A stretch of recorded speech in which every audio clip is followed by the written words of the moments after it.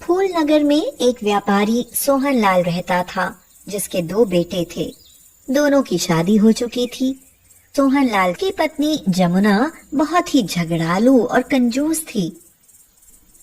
सोहन लाल ने अपने बेटों से कहा, व्यापार में इतना जबरदस्त घाटा हो गया कि हम कर्जदार हो गए। हमारा मकान भी बिक जाएगा और कुछ भी नहीं रहेगा। बेहतर होगा तुम दोनों जाकर नौकरी करो और कर्ज उतारो। दोनों बेटे बोले, जी पिताजी।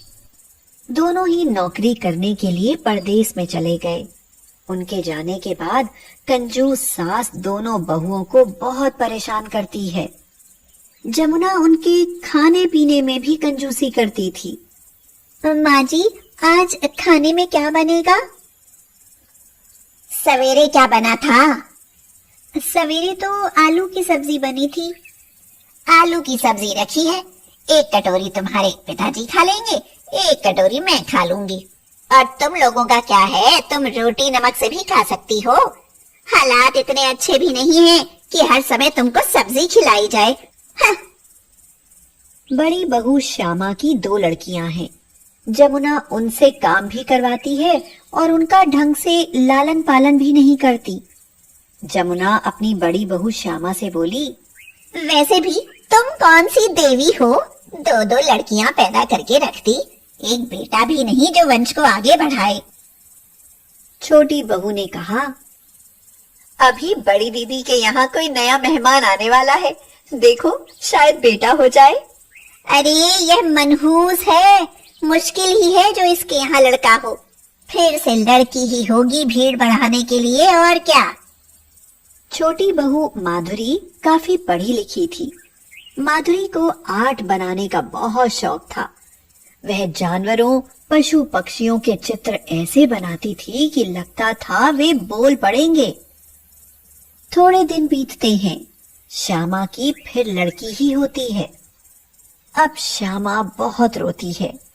माधुरी उसको सांत्वना देती है और कहती है, दीदी मत रो, लड़कियां तो देवी का रूप होती हैं, अपने भाग्य का खाती हैं, भगवान सब अच्छा ही करेगा। श्यामा रोते हुए कहती है, भगवान तुम्हारी बात को सच्ची कर दे बहन। अजी सुनते हो, बड़ी बहू के फिर लड़की हुई है। लो, एक और बोझ आ गई। कोई चिंता की बात नहीं है, बच्चों को सुलाने के लिए थोड़ा सा अफीम मिला देते हैं, मैं भी मिला दूंगी, थोड़ा सा ज्यादा मिला दूंगी, बस लड़की का झंझट ही नहीं रहेगा, काम तमाम हो जाएगा। शाबाश, तुम्हारा दिमाग तो बहुत तेज है। माधुरी अपने कमरे में आर्ट बना रही होती है। वह इस बात को सुनती है तो उसकी आंखों में आंसू भर आते हैं। माधुरी कहती है, हे भगवान, यह कैसा घोर अन्याय है। यह लोग उस बच्ची को मार डालना चाहते हैं। मुझे शक्ति दो कि मैं उसको बचा सकूं और दीदी की दोनों लड़कियों को भी अच्छा लालन पालन और शिक्षा दिला सकूं। उन बच्चियों को तो ढंग से खाने को भी नहीं मिलता है। माँ जी उन्हें रूखा सूखा खिलाती है, जिससे बच्चियां हर समय बीमार सी रहती हैं। मुझे इस लायक बना दो भगवान, मैं इन लोगों के दुख को दूर कर सकूं, नहीं तो उन लोगों के परदेश से आने तक तो यह लड़कियां मर जाएंगी भगवान। उस समय वह आर्ट में एक खरगोश का चित्र बनाती है। अचानक एक करिश्मा होता है, वह खरगोश जीवित हो जाता है और माधुरी की गोद में आकर बैठ जाता है और उसके आंसुओं को पोंछता है। उसके छूते ही आश्चर्य हो जाता है। माधुरी की आंखों से निकलते हुए आंसू मोती बन जाते हैं और माधुरी कहती है, अरे ये क्या, मेरे आंसू मोती बनकर गिर रहे हैं। खरगोश कहता है, हाँ, अब हम मिलकर श्यामा और उसकी बेटियों की मदद करेंगे। तुम्हारे यह आंसू दूसरे के दुख से निकले हैं, इसलिए भगवान ने इन्हें मोती बनाया है। लेकिन इससे उन बच्चियों की मदद कैसे होगी? भगवान किसी को जरिया बनाते हैं, जैसे मुझे भेजा है।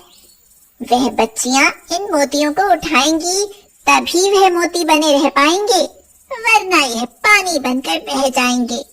वह बच्चियां ही इन्हें उठा सकती हैं, वही इनको बटोर सकती हैं। यह तो बहुत अच्छा है, नहीं तो कोई इनका दुरुपयोग कर सकता है। अब समझी तुम, यह तुम्हारे आंसू दूसरे के उपकार के लिए हैं। उसी रात जमुना दूध में ढेर सारी अफीम मिलाकर श्यामा की नवजात बच्ची को पिलाने के लिए जाती है कि अचानक वह खरगोश तेजी से यमुना पर झपट्टा मारता है और सारा दूध फैल जाता है।